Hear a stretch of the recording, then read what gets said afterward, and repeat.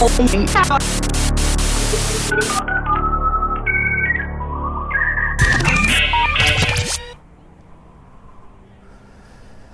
everyone, Scott Benton here, and it is January 28th, Sunday, 2024. I am once again testing out this DJI Pocket Osmo or Osmo Pocket 2 gimbal camera on a selfie stick so I can figure out how to do walk and talks. I got down to the beach a little later than I did last week, so we have the sun actually setting this time way out there. Beyond that, you probably cannot see it, is Catalina. To the left, you should be able to see it to the left of that sun right there. And that's about, it's between 25 and 30 miles out from this point. I might have mentioned that last time. If you're sailing, depending on the wind, it takes probably about 5 hours to get there. And it's a great sail. It's a great journey. If you are in the Southern California area and you have access to a sailboat, I would highly recommend going on that adventure and seeing what that's like. If you haven't gone sailing, I'm sure you could look at, there's lots of people that go out all the time. They're looking for people who are interested in getting into sailing, and I'm sure you could find a way onto a boat somewhere.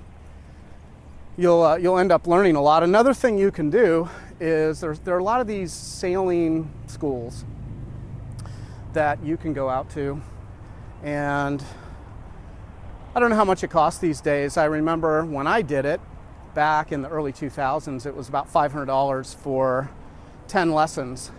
You kind of go at your own pace. And when you've completed those 10 lessons, there's a book you read by the ASA, the American Sailing Association. They have a website you can go to read up about all of this stuff. And you can get your certification, your ASA certification. If you own a boat, you don't need the ASA certification. My understanding is there are other certifications you need to get now, which just kind of rolled in. If you own a boat, I may actually go get that just for the heck of it. But when I did my certifications back in the early 2000s, so about, we're in 2024, so, more than 20 years ago is when I did them. I got my ASA 101, my ASA, they didn't have ASA 102, they just started an ASA 102 level, which is kind of like a refresher course, which I also might do. But back then, back in 2002, 2003, whenever that was that I did that, I got my ASA 101, ASA 103, which allowed me, every time you get another certification, you can charter bigger and bigger boats or different type of boats. There's like a catamaran certification you can get. On the last video, I went down to the ocean, and I noticed there was a lot of interference with the microphone, with the waves. You can go back to that video and listen for it if you want. But I noticed that the waves were sort of interfering with this microphone. These aren't the greatest microphones, the lavalier mics that I have. And the microphone I'm using right now is you're going to hear some interference as I take this off my pocket, but it's a DJI wireless mic here. It looks like this. Let me get that in the camera. There we go. And okay, now I'm not touching it, so you probably won't hear any interference. But the microphone system still has a little ways to go, although it's pretty good. I'm impressed with all this equipment. It's kind of expensive. DJI just came out with a new microphone. It's a receiver and 2 microphones. It's pretty cool. It's expensive, but if you're going to get into this kind of system, it's probably well worth it. Anyway, if you're going to go get an ASA certification, you certainly could and should do that. You'll never have more fun, by the way. I know you're saying, some of you, well, I get seasick, but there are plenty of ways to combat that. That should be the least of your worries. Sailing, I personally found, was far better than powerboating. I did that for a while. My cousin had a couple of these fancy fountain powerboats. Some of you, if you're listening to this, might have remembered going out on those out of Dana Point. But that's a whole other story. Maybe I'll get into that another time. Do you have something to say? Okay, sure. What do you want to say? I gotta give you the microphone though. Can I do that? Yeah. All right. This is going to be awkward. Can I turn the camera around? Okay. I'm actually just testing this equipment, but I am going to post this on Facebook. Okay. Wait, hold on. All right. What's your name? My name is Camilla. Camilla, how old are you? I'm 14. And do you live in Huntington Beach? So I don't know actually how to use this camera yet. So do you live in Huntington Beach? No, I live in Long Beach. Oh, in Long Beach. Okay. Yeah. You're down here visiting for the day. Uh-huh. It's my friend's birthday. Oh. Your friend next to you here? Yeah. Oh, happy birthday. Shout out to Brittany. Are you an aquarium? What's your star Aquarius, sign? you mean? I have no idea what it is. Actually. You don't know? I don't know what it is. Okay. I think you might be an Aquarian. I can't remember the star sign dates, but yeah, I'll look it up. Check into it. Okay. Yeah. So what would you like to say? Just go and follow this nice guy on Facebook. That's nice of you. Subscribe. And yeah. All right. Like and share. That's good. That's good. Yeah. That's good advice. Wait, I've lost you. Hold on a sec. Okay. What grade are you in? 9th. 9th grade. So you're in high school now. Uh-huh. Okay. Yeah. Cool. What do you think of that experience so far? It's lovely, you know. You're in Long Beach High School? Yeah. Okay. Well, she goes to Poly. Yeah, I go to Long Beach Poly, but Okay. Yeah. Okay. I don't know Long Beach. I don't know the schools around here, There's but a okay. lot of them. yeah. Cool. Well, I guess looks like you guys are having a nice day. Yeah. Anything else you want to say before? Nope. Wait, just what is the vlog about? It's nothing. I'm literally testing this equipment out. Are you like doing sponsored? A podcast, so it's not sponsored. Podcast. Okay. Yeah, I'm gonna do a podcast, so I'm trying to get my performance down, which is I'm trying to figure out how to use this equipment. The equipment, so you can tell, like I still don't even know how to use this stuff. Yeah. But I'm just walking around trying to use it and Cool. capturing the sunset, and that's literally it. And talking Yes. about random things. Cool. I love that. But sometimes people like yourselves, like you did, they want to be on camera, and I'm like, sure, go for it. Yeah. This is another friend of ours. Oh, you're on camera right now? Yeah. Am I being pranked? No. Oh, good. She's just one of our nice friends. Oh, okay, very cool. All right, well, you guys have fun. Have a good day. Enjoy the sunset. All right, well, that was interesting. Now, that happens sometimes. People, for some reason, I don't know why, they want to be on camera. And then a lot of times, they're 14, so, people get really uncomfortable on camera, as am I right now. What does this say? I hope we captured all that. This is the other thing, and I'll get back to ASA and sailing and so on and so forth. I again have nothing to talk about. I'm actually trying to bore you to death. I have a feeling not a lot of people watch these videos, but it looked like a bunch of people watched that last one I did. Hopefully there was something that kind of captured your imagination or was helpful in that one. I hope this one is a little, I want to add some value to this one as well. This is the problem too. Now, walking on the Strand here, if that's what it's called down here in Huntington Beach, that's what it's called up in the Venice Beach area, the Strand. But, it basically extends all the way down the coast. I mean, you have these walkways everywhere. You're around a lot of people. And for lack of a better word, you look like an idiot walking around with a selfie stick. But that's one of the sort of discomforts I need to just kind of break through that one. You tend to get a lot of stares, and people are sort of listening to, what you're saying as you're walking by. And then, of course, as you saw, people want to be on the video a lot. I don't know if you could hear her, but she said, "Can I be in your blog?" And she was talking to a friend of hers on her phone on FaceTime or whatever, so that cracked her up. But, whatever. If people want to say something, sure, go for it. See, everyone, that's what I'm sort of saying here, is everyone's kind of looking for their voice. Even if you're 14, you're still trying to figure it all out. It's also distracting on this phone because I keep getting all these texts and messages and so on. But anyway, the recasting thing that I talked about, a few people were sort of talking to me about that piece over the last week. And so I think that, most of you aren't going to contact me or tell me that that was of any interest to you, even if it is, but some people did. So that was cool. That was validating, I suppose. I guess because I put that at the back end of the video, so at least they got that far with it. My assumption is that no one's listening to these. Man, this sunset's nice. I wish I could show it to you. Oh wait, I can. Let's see there. There we go. I'm sure that doesn't really capture it. Anyway, in the background, of course. Oh, there we go. This camera's tracking me much better. But again, in terms of performance, I got to keep looking at the screen. I do have the wide angle on, so that should cut down on the bounciness. I know that the last video, because I wasn't using the wide angle, felt very bouncy, or otherwise I was just walking too fast. Again, I'll try to slow it down, but I end up walking faster anyway.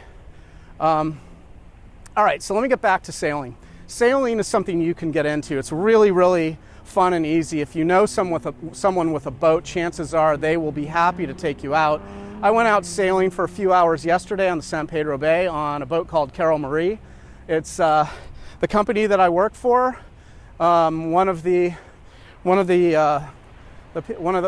the company I work at has a 30-foot boat. We actually went over to Catalina during Christmas. We did that last year as well, which was just great. Okay, this is where we moored up in Catalina here. There's the casino, which you're probably familiar with if you've ever been over here, but if you get seasick, maybe you haven't come over here. Anderson Cooper has a big mansion on the other side of that ridge there. And these are all the, I guess, houses and condos and things. We're right up against the Tuna Club. It's the back of the Tuna Club, and then, let's see, I don't know if you can see that. There's little staircases underneath there, which I didn't realize. That's pretty cool. And then that's the sort of waterfront area. That's where we're going to, that building that's kind of in the middle. That second floor, that's probably where we're gonna go eat. And you can see the sun is setting. And that building at the top there, that white one, that's the Wrigley Mansion. And I'm a little confused. I think it's a hotel now, but I'm a little confused about that actually. And then there's not a whole lot of boats here. There's some, but usually like these are all these moorings are filled up. And you can see there's just a lot of them are pretty empty. So there's a couple big giant yachts somewhere. I don't think I can see them. I think we're kind of blocked here. Looking at where there's a big catamaran over there. That's pretty cool. And then there's just a big giant yacht somewhere in the area. And there's kind of a cool, James Bond villain boat over there. And so that's it. That's Catalina. And this is where we'll be hanging out. And in fact, we had gone over, so we went over to Avalon during Christmas, and then on Thanksgiving, we went over to Two Harbors, which is the other part of Catalina, the sort of the smaller part if you don't know Catalina Island.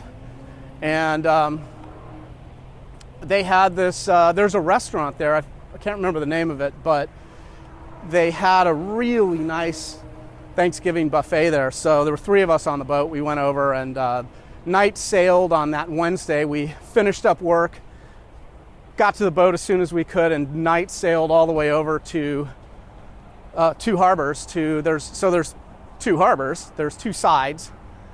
The side facing San Pedro or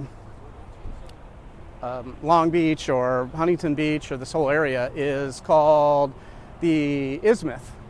I think I'm saying that right. And then the other side that's facing the ocean is called Cat Harbor. That's the harder harbor to get into because you have to go around the island and then in. And coming in can be a little tricky. You actually have to motor in. So we night sailed over, took about 5 hours, and reached the isthmus and picked up a mooring and stayed there. And then in the morning there's a dinghy on the boat, and we motored over to shore. There's not a lot on that part of the island. There are a few things. There's a kind of a general store and this nice restaurant. By the way, not to get morbid or anything, but that restaurant on Two Harbors, that's where Natalie Wood had her last meal, and the people there will actually talk about that. That isthmus is where she ended up drowning, or was murdered, based on whatever you believe. It was Christopher Walken and Robert Wagner were on the boat, and a boat captain. I think the boat captain wrote a book about it. I haven't read it, but I'd be interested in reading that book just to see what he has to say. So anyway, we went over there. The Thanksgiving meal was excellent. This buffet thing that they had was amazing. It's very much a boat culture there. The people that are showing up on the island, they're getting there by boat. So it's much more of a boat culture. There is a Catalina flyer that will go out to Two Harbors that you can take. It's a smaller boat. Not as many people go to Two Harbors as people who go out to Avalon. Avalon is the bigger destination for Catalina. There's really only two places that you tend to go on Catalina unless you have your own boat. If you have your own boat, there's lots of coves and private sort of areas that you can. There's like boat clubs and private sort of coves and things that if you can afford it, you can belong to these different boat clubs that you can pull up, and they're a lot more private than really anywhere else. But there's a whole island there that you can go and anchor up in different coves and different places. And we actually circumnavigated all of Catalina a few months ago. We're probably going to do that again. There's an island beyond Catalina that I'm really interested in sailing to. I think it might be called Santa Barbara Island. I can't remember, but there's two islands beyond Catalina, and one of them is I think it's a military installation that you can't go onto. That's the further island out. I don't know the name of that one. I should, but I don't. And then there's, look at this. Hold on, I gotta back up a bit. Let's see if I can get this. Oh, you're okay. You see that? Okay, see that? It's too bad I have the wide angle lens on that, but that's the sun is directly behind one of those lifeguard stations, which is pretty cool. And then beyond that, you can see Catalina. There's a big tanker out there as well, but I would really doubt this camera would pick it up. So anyway, I'm trying to get higher up on this selfie stick too. I was too low last time on that last video, and I messed up some of the editing. I'll get into that in a minute. But anyway, the two islands that are beyond Catalina, the first one you can actually, there's nothing there, but you can anchor and then get on a dinghy and go to shore and I guess hike around it or something. Spend a day there, just kind of looking around. I suppose there's literally, it's just nothing there. It's uninhabited. I think there's probably animals there. And then the other one, you can I think just sort of sail around. There's probably a perimeter distance you have to keep, but you can't go ashore to that island. But in any case, there's lots of adventure to be had when it comes to sailboats. As I was saying, there was a year or two there where I was doing a lot of power boating just because my cousin had a couple of these fancy power boats. One was, I think, 35-foot fountain boat. The other was a 46-foot fountain boat. I had pictures of them somewhere. I'll try to drop them into this video. And the big boat, we would take up to 100 miles an hour. If you know Dana Point, it tends to be very flat out there. That's the sort of San Clemente area, Dana Point, San Juan Capistrano. That's further south. I'm not in Long Beach. I'm in, I have no idea where I am, Huntington Beach. And that area is further south, maybe a half hour further south from here on the freeway. So anyway, we did a lot of power boating, and you know, it was fun at first. It was sort of a novelty. There was kind of nowhere to go except to speed around. We took the bigger boat up to 100 miles an hour. The smaller boat, we could, you know, if the swells were decent enough, you could launch that boat completely out of the water. That was pretty cool. But painful. Oh man, that was painful. When that boat came down, it slams into the water. And I think that every single time we took one of those boats out, so the smaller boat had 2 engines on it, big engines too, and the bigger boat had 3 engines on it. And I don't think there was a single time we took out one of those boats where, where one of the rods was thrown. That means it had to be replaced. So the engine has a rod that then drives the propeller. That thing would break. I don't know if we're just going too fast, or I don't know, or just slamming the boat around. But back then, which was around 2000, 1998, 1999, around 2000, I think, that was a $5,000 repair every single time. So you see, you're going to hear a lot of traffic. I don't know if my microphone's picking that up. So after all that power boating, year, 2 years, whatever that was, I just didn't like that very much at all. We did go from Dana Point to Avalon once or twice. I think it was Avalon. Maybe it was Two Harbors. I can't remember. Doesn't matter. And that was a really excruciating trip over and back on a power boat. That was just brutal on a fountain boat like that. And I cannot say that I enjoyed that at all. They're also very expensive back then, and now it would be easily twice as much to go out on a power boat like that for a day, for a few hours out in Dana Point, just zipping back and forth and trying to go really fast and trying to launch the boat out of the water, whatever that was. That would cost $200 just for the gasoline. That, of course, doesn't include any of the maintenance or repairs, or I think it was dry dock, so there's storage. There's all kinds of expenses when you get into boats. But I kind of felt like boating wasn't really for me. But it wasn't that at all. It was the type of boat. It was around that time when I actually wanted to take flying lessons. I wanted to do something. I decided I wanted to go on the adventure. I wanted to do something that I didn't know how to do, and I didn't know how to fly a plane.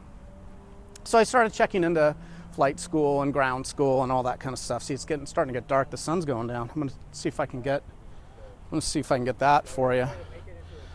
You can kind of see it. There's all these people on their bikes out here, and as the sun's going down, this is a really nice time of day. Just so nice out here. There's so many people out here. So back then, so again, early 2000s, flying, for me to get a pilot's license back then, I didn't care about how much time it was going to take or how difficult it was to study everything. I don't think you have to go to ground school, but I definitely was going to do that. And all in, that was going to be about $5,000. And back then, that was just a lot of money. It still kind of is. It feels like not as much as it did back then. Back then, it felt a little insurmountable. So I kind of put that plan on hold, and I was riding my bike one day on the Santa Monica bike path, and I saw these sailing schools, and I just stopped by one called Marina Sailing in Marina del Rey, and I walked inside, and the sun just set. We just missed it. It's set behind Catalina, which is going to be hard to see right now, but you might be able to. This wide angle lens is going to make it impossible for you, I know. I mean, even without the wide angle, it's going to be hard to see. But so I walked into this place, this little dingy office back then. Now there are nicer offices, I think. But it was called Marina Sailing, and I asked them about their ASA certification, and it took, what they told me was there were 10 lessons, $500, and you get your ASA 101, and if you wanted to, you could go a little further. There's probably a slight extra cost and get your 103, which I think it allowed you to night sail, and maybe you could sail a slightly bigger boat. So these boat clubs have fleets of pretty nice boats, and you can charter them if you want to, and they have reciprocity. So like, let's say you go to the Greek islands, or you go to Turkey, or you go to some other destination. These boat clubs all have kind of reciprocity with each other, and if you belong to one boat club, then a lot of times you can figure out in those areas what boat clubs will allow you to charter their boats. And if you have those certifications, those ASA certifications, then that's sort of like if you're going to go scuba diving, you want to have your PADI or your NAUI license certification, so that dive clubs will rent you equipment so that you can go diving. Sailing is sort of the same way. If you have your ASA certifications, then you can, I hope this mic's working, then you can take out a boat, which is pretty cool. So that's what I did. I paid the $500. I did 10 lessons. I wanted to see how quickly I could go from knowing absolutely nothing about sailing to taking out friends out on the water without an instructor, just me get my certification and rent a boat. And I think I did that in about a month and a half or so, and took out a 29-foot boat called the Daphne. I remember that. And I had sort of reached that goal. I then went and got the 103, and then later the 104. The 104 was a trip to Catalina. We went to Cat Harbor, so we went around the island and came into Cat Harbor and back, and that was the 104 certification, which allowed you to charter up to a 50-foot boat, which I did several times over the years, and I belonged to that club for quite a long time until I just kind of stopped sailing for, you know, one of those kind of life gets in the way reasons or whatever was going on. And I hadn't done it for a long time until about a year and a half ago, when someone at the company I worked for, they got a sailboat, and I've just been going sailing quite a bit and going over to Catalina. All right, let's see. You might be able to see Catalina now. Okay. Look at how nice that is. Can you? Yeah, you can probably see that. I can see that on screen here. That's really nice out there. So, anyway, where are we at? I've been talking about this for 26 minutes. There we go. Okay, see, this camera's working really well now. Now, it's going to start to get dark, so I might have to cut this off early. But again, I'm trying to do this for camera, sound, and performance. I'm also doing this for editing purposes. I got the Final Cut Pro program, and I know absolutely nothing about it or how to use it. So editing was tricky. That was not easy. And I need to read a book or two or take an online course or something to really sort of understand where everything is, because it's an Apple product. So is iMovie, obviously. That's what you get if you're on an Apple platform. They just give you iMovie, which is a stripped down version of Final Cut Pro. And if you want Final Cut Pro for the desktop version, you got to pay $300 for that. But then I think you have that forever, I hope. It's not like a Final Draft where every time they upgrade, you have to buy another version. You have to buy an upgrade. It's obnoxious. But Final Cut Pro, I think you have it. So I bought that. If you do want the tablet version, strangely, that purchase of Final Cut Pro does not extend to any of the tablets, but you can get a tablet app, and I don't know what the cost is, they want a monthly charge for that, like a subscription fee. I would think, though, that editing on a tablet is not great unless that's all you have. Then I think that would be worth it if you're traveling a lot or you just really slim down on your media and what you're doing. Your computer needs are just tablets. I'm going to go back to Catalina here because that is stunning. All right. Yeah, that is so nice. I wish you could see it. I wish you were here to see this. So there's a lot to these videos, And I really just need the footage. I know you've probably already turned this off, I would think, because I'm talking about the most boring thing in the world. Actually, it's not boring. Sailing is incredible, and I hope you do it. If you decide to get into sailing, or you start sailing, or if you're in the Southern California area and you want to go sailing, feel free to contact me and go out on the Carol Marie. I've brought friends out, and you're invited. So if that's something you want to do and check out, that's an open invitation. So it's cold now, so there are days where it's just super stormy. Like, you don't want to go out when you have 25-mile-an-hour winds and, I don't know, 10-foot swells, or I don't know how big it gets out there with a tight period where it's, you know, a 10-foot swell every 7 seconds. That's like miserable conditions. But when it gets warmer, it's like perfect sailing conditions out here a lot of times. So you can just kind of go out there and pick your course and just head out for a couple hours, and kind of, you trim the sails a little bit, but really you just sort of go forever until you tack up, or jibe down. And a lot of that, what's really cool, if you go out of San Pedro, is you can go south and go down to Long Beach and go into the Long Beach Harbor. And there are restaurants. There's like a yard house down there. So it's kind of touristy in that area, but you can, they have public docks. So you can tie up your boat, lock it up, leave it there. That's what people do.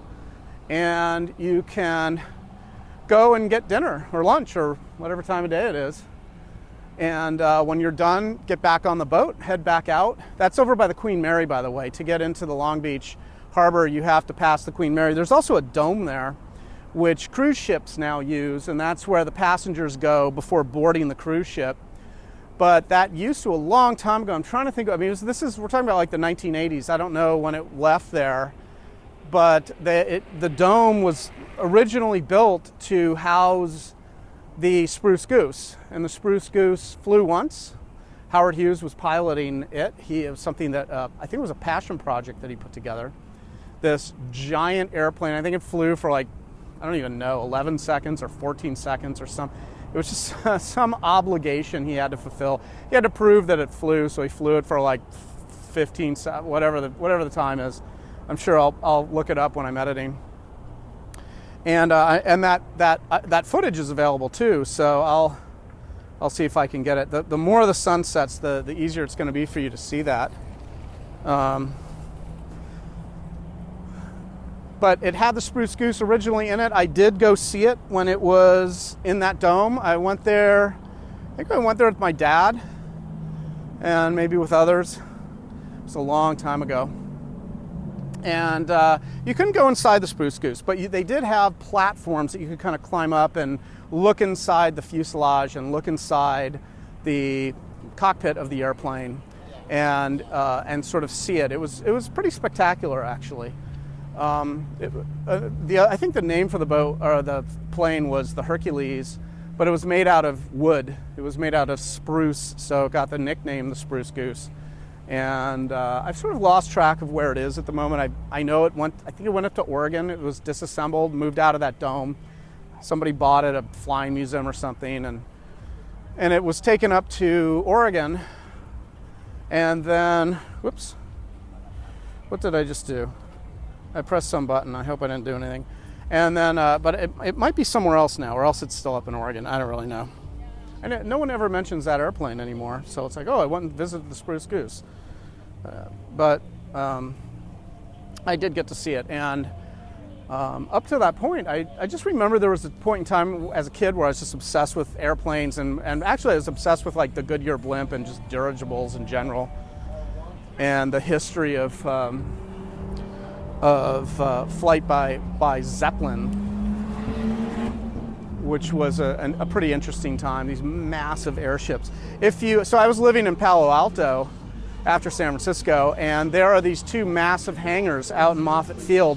And my uncle, right? Or great uncle?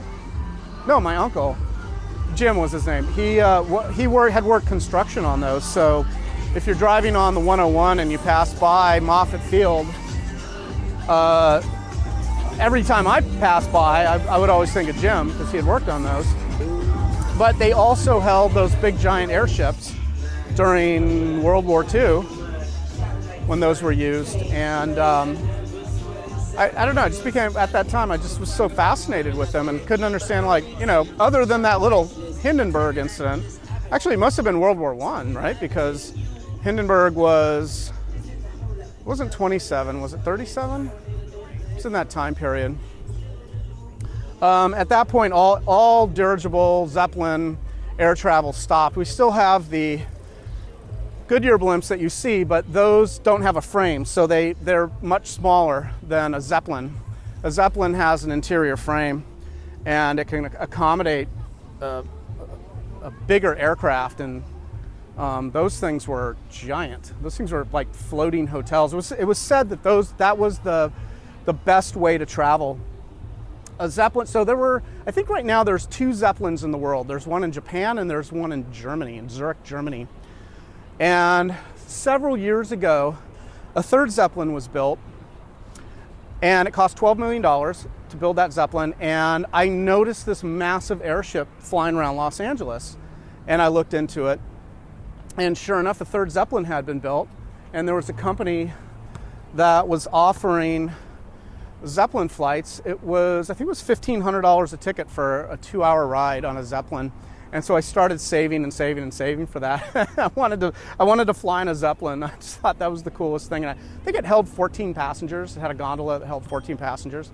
So, but the problem with that one was that they couldn't sustain that business. I mean, who's going to pay $1,500 for a 2-hour ticket? There's just not a lot of people. You just don't have a lot of people who are going to do that over time. So they, after, I don't know, a year or so, a couple of years, because you'd see that thing flying around. I have pictures of it. Just I'd be walking around and I'd see this massive Zeppelin overhead fly by, and I'd take pictures of it. They sent it back to Germany and it was disassembled. So there were 3 Zeppelins in the world, now there's only 2. But if a Zeppelin comes back, if they start building other Zeppelins, they see these other, I'm sure you see them too on, I hope this microphone's working.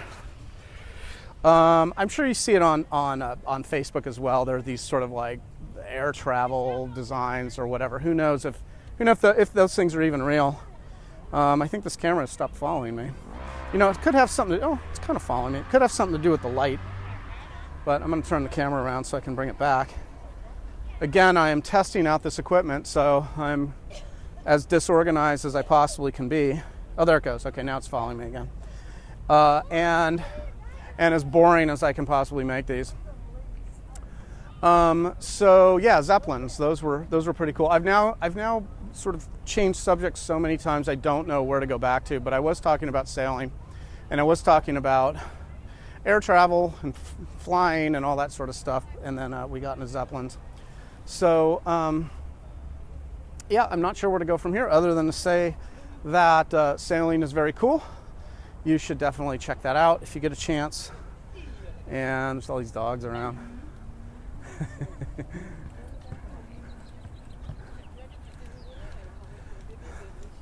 And if you're in Southern California and you want to go out on a weekend, I can probably make that happen. Just get in touch with me if you like, although you're not watching this video, so you're not going to know that invitation's been extended. And sailing will change your life for the better in all possible ways. So I think that's all I want to say about sailing. I probably have a lot more to talk about on that subject. The other thing I was going to talk about, let's see, I had a whole bunch of ideas, but we're now 37 minutes into this, and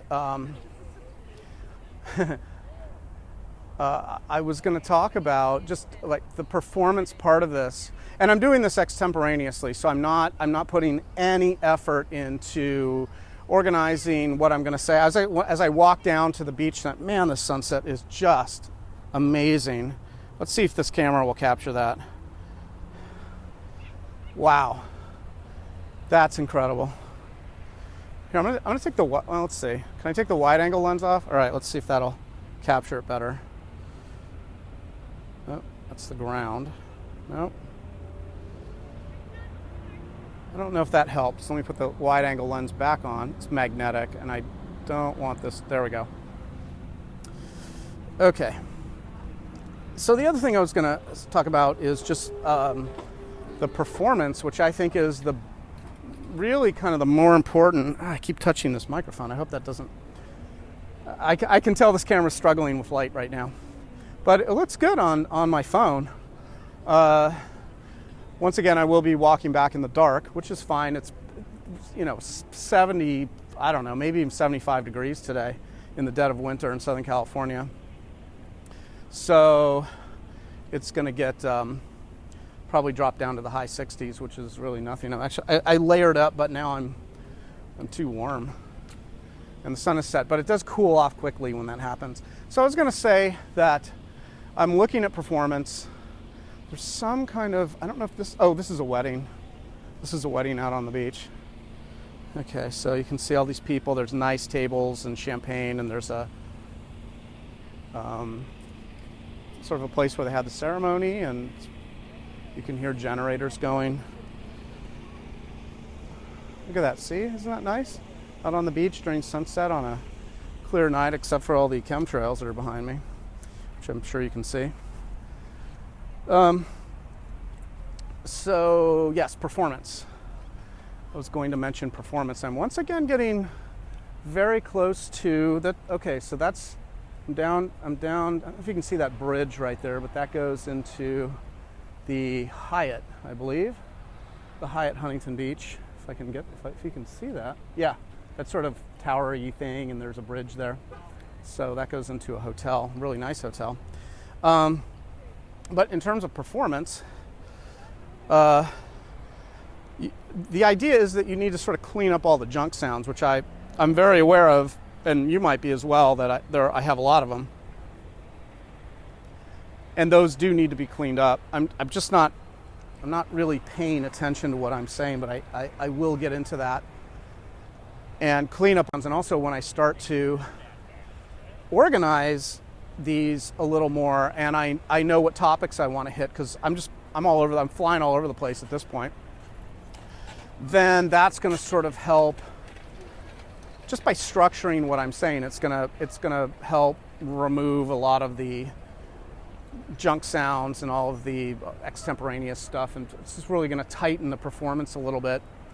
Again, I'm doing this for camera sound editing performance, but I will need to get to a point where what I'm talking about is very, very clean.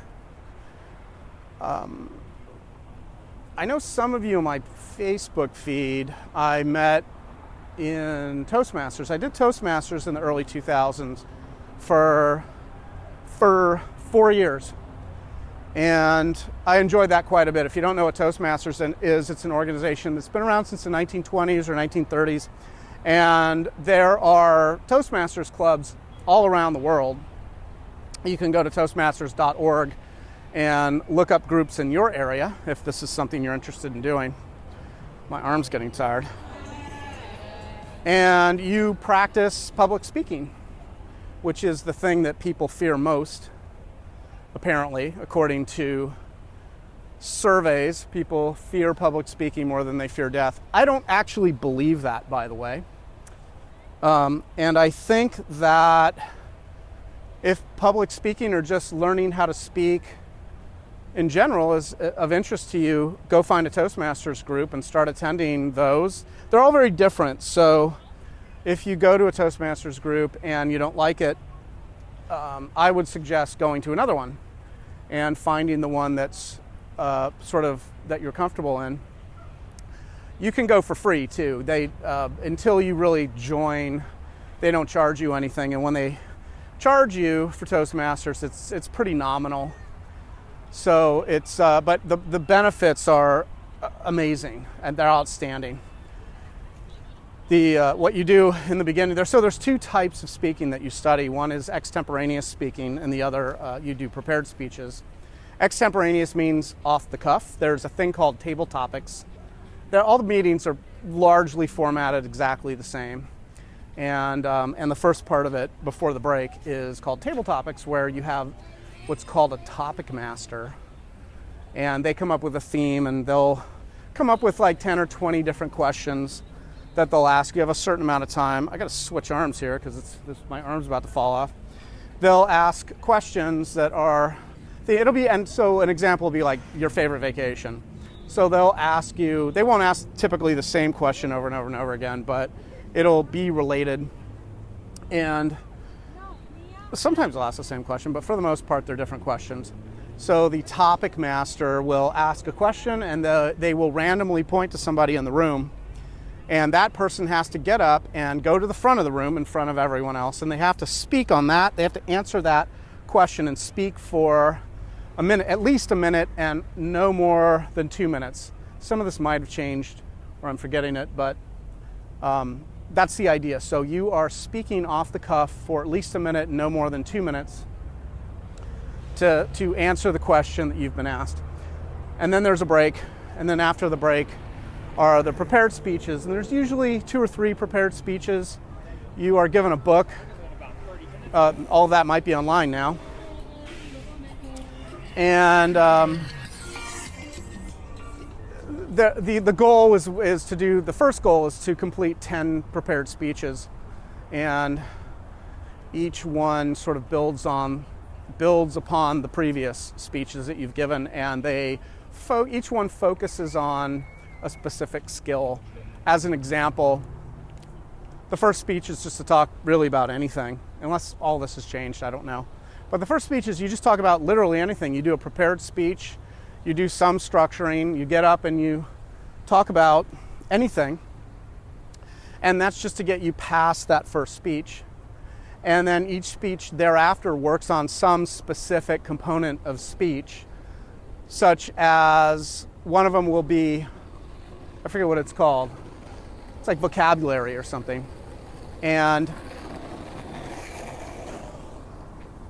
you want to, so a lot of times people come in and they'll give speeches and use a lot of big words, $20 words. Really sort of, they make it complex and complicated. And whoops, my microphone just almost fell off my pocket. So I'll try and stand here for a second with what's left of the sun in the background. Well, yeah, we're probably gonna have to end this soon because I'm not gonna be light. So you have to distill your speech down to smaller words, more digestible ideas, so that you don't overcomplicate your speech. And those speeches, I can't remember, I think they're about 5 minutes. So you want to put them together, they teach you how to structure them, you rehearse them, and then you deliver them in a Toastmasters group. And so you do this for a while, and eventually you improve your ability to speak publicly. And it's it's a good skill to have. It's a worthy pursuit, and I recommend it. As an aside, there's also, I still have like a lot of junk words. That's just, I'm uncomfortable in this format. I'm nervous because I know I'm going to be posting these, so I'm self-conscious. I'm also around a lot of people, and that's not a comfortable space for me. It's a little easier when I'm over by the ocean where there is nobody, but I want to sort of get myself a little bit more comfortable sort of here, walking around with people next to me and people wanting to stop me and be in my blog and have nothing to say for some reason. But that's cool. I like that. I want to be able to interact with people spontaneously like that. I'm almost at the Huntington Beach Pier. That's for my walk, that's 4 miles. From the point of starting this video, that's about 3 miles. And I'm probably going to end the video. We're almost 48 minutes. And I'll probably end the video shortly. So what was I talking about? I was talking about Toastmasters. Oh, I know what I was going to tell you. Just a little addendum to it. There's the speaking part. If you do go down this rabbit hole, there's the speech part of it, which is learning extemporaneous speech, speaking off the cuff, table topics, that kind of stuff. And then there's the prepared speeches. So you learn how to give those. Oh, by the way, I should say that when you've completed the 10 speeches, you get, I think they've changed all this, but this thing called the CTM, or Competent Toastmaster level, you have different levels that you reach. And after that, they have the Advanced Toastmaster levels. And I think this is all different. It was like ATM is what it was called, Advanced Toastmaster. Bronze, silver, and gold, I think, are the 3 levels. Each one of those is 10 speeches, and they're different subjects that you'll study, like technical speaking or storytelling or comedic speaking or something like that. And when you finally move through all of those speeches, so you have the Competent Toastmaster, the Advanced Toastmaster Silver, or Bronze, Silver, and Gold. So that's 40 speeches that you've prepared. When you do, I think, 10 more, you get Distinguished Toastmaster. I'm almost certain they changed that name. And that's 50 speeches, 50 prepared speeches you've given. So your ability with speaking before going to Toastmasters and your ability to speak when you reach that level, when you've done 50 speeches, is going to be dramatically different. And you'll be far more comfortable speaking, or at least you'll have an idea of what goes into a speech. Even if you just do the CTM, the Competent Toastmaster, and do the first 10 speeches. I did CTM a couple of times. I started in on the advanced levels. I think I got close to the bronze, the Advanced Toastmaster bronze. I can't remember, but I did do the CTM level 2 or 3 times actually. And there's the whole other side to Toastmasters. They have a leadership side. So I began to pursue that a little bit. And you get more involved in your own Toastmasters club, and then there's a district level, and you have, I think I was assigned like 5 clubs or something like that I was responsible for. And the clubs have different levels that they try to reach with their speeches and their speech goals and their leadership goals and whatever. And so you have like all these checklists that you kind of check in with the clubs about and make sure that they're reaching their particular goals and that everybody's on track.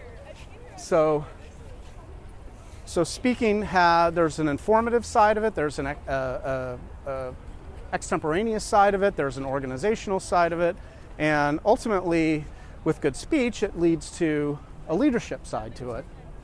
So for a very low cost, you get a pretty great experience in terms of developing your ability with speech and your ability with leadership, and it's something that I would recommend. I'd be happy to go back to Toastmasters actually, especially if I'm going to be doing these kind of videos, or I have a podcast project I'm working on. So Toastmasters would be really, really valuable for me to kind of brush up on and get my skills back. I'm also, by the way, thinking of finding an improv group somewhere so I can practice just all those improv skills, which are also valuable. And that's also a good rabbit hole to go down if that's something that you're pursuing. Or you want to improve your speech goals. This is seriously the most boring video I think I'm recording. I'll try not to be. Oh, look at Catalina. I know you're not going to be able to see this, but all right, there it is. Oh man, that is. See, don't you want to sail to that? Doesn't that look fun? And when you're night sailing, that's sort of what you see. You're sailing, the sun goes down, and you're looking at the Catalina and heading towards Avalon. Get there in the evening. It's pretty spectacular. There's all kinds of life out there. Of course, there's dolphins. We've seen lots of whales. Some of them kind of come close to the boat. This camera does not seem to be following me again, but let's see. I'll just kind of do this for a second. So, all right, so I've told you about ASA and I've told you about Toastmasters, and there's some other stuff I was going to kind of go through, but I'm almost at the Huntington Beach Pier. We're at 52 minutes. See that the camera does not know what to do. Now, at this point, I have to kind of do it manually. There we go. Because it's just not going to follow me. So, see, now I have to look at my camera a little bit more, just to judge and monitor where I am. If I hold the camera up higher, I've got it. There we go. Okay, that's about right. I am very close to the pier, so I'm going to make it there, and then I'm going to shut it off. I'm going to try and come up with something to talk about until I get there. It's maybe about, I don't know, 3 minutes or so till I cross the Huntington Beach Pier. If I had more to talk about, I would actually walk out on the Huntington Beach Pier and show you that. That's pretty spectacular, especially right now because you have that orange sky. But that would break the monotony of this incredibly boring video. So, yeah. Uh-oh. People are falling off of walls here. Oh, here, look at this. So this is what happens at nighttime. You have see the trucks there? You have the lifeguard trucks with their lights, and they start patrolling the beach, and then at 10 o'clock they kick everyone off and they yell at you through their loudspeaker to get off the beach, or they fine you. They give you a ticket. I don't know what the ticket is, probably like $50 or something. I'm not sure.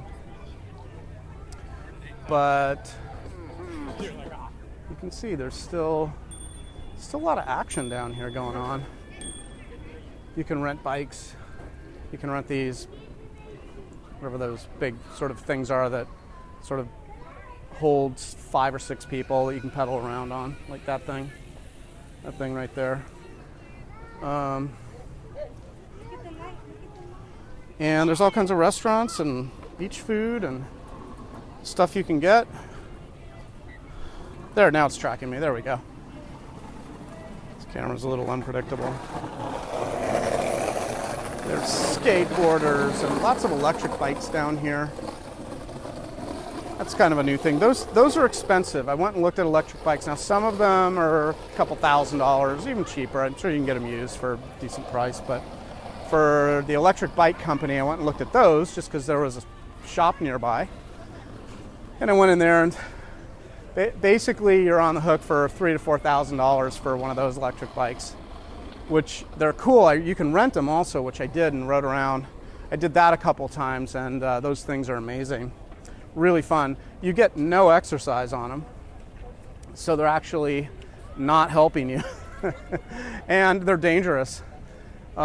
People will fall off those things and really injure themselves all the time, so make sure to wear a helmet and be careful on those. They can really be dangerous. So they're super expensive. You get no exercise, a little, but really not much at all. Man, there's a lot going on down here. And you can hurt yourself. You can really harm yourself. And now you're stuck with a $4,000 bike that you're scared to get back on. You just got to do it, man. You just got to do it.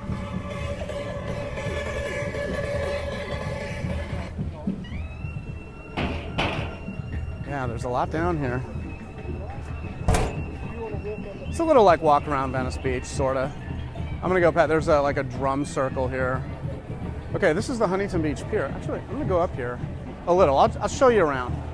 I'll show you around up here, and then I'll end the video. We are at 56 minutes, so I've got a couple more minutes. I'll kind of run up these steps, Rocky style. And here, let me turn this around so you can kind of see. All right, this is Duke's on my right here. See the little Duke sign. There's a guy playing guitar. He just stopped. You know, it's sort of like a street musician scene. There's a whole street of restaurants and shops and stuff down here. It's pretty cool. Mexican restaurant up there. I've yet to Fred's Mexican Cafe.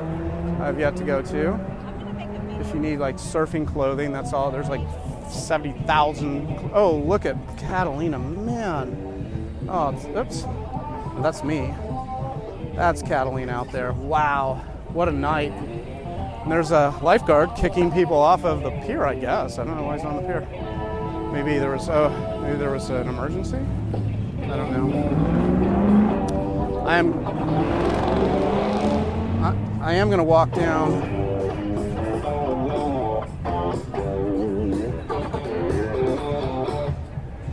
I don't know what song that. What song is that? I can't tell. Flags at half mast. Wonder why. I'm just going to kind of walk down the pier here a little bit. I'm going to get past those shops, and then you can hear the drum circle probably. And I'm going to. We'll look at the. I'm going to get past the. I'm going to get up to where the water is, the ocean, and then I'll stop the recording at that point and walk home in the dark. You can see over here, it's just completely nighttime. I don't want to hit anybody with my camera, but I do want to get past these people.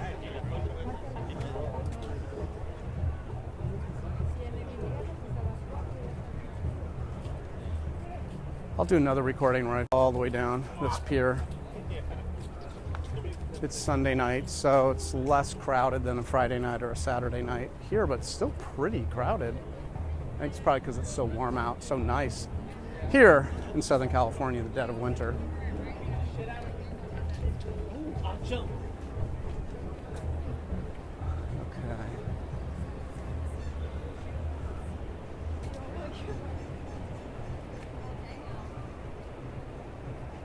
All right, see people are standing at the water.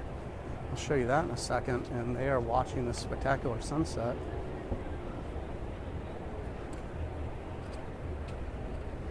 There's even a star out there. I think that's a star. It's probably a planet.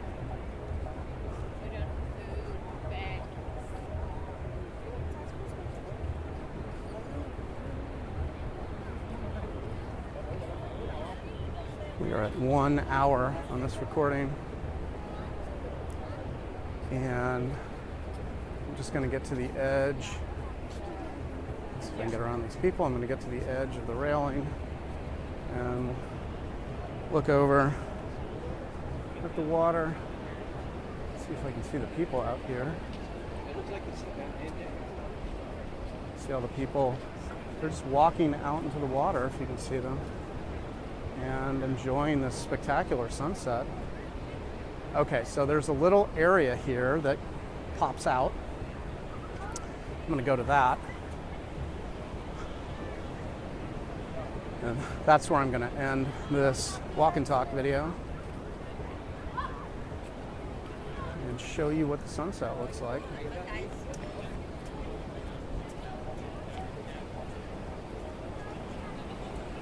Okay, here we go. This is right where the water is.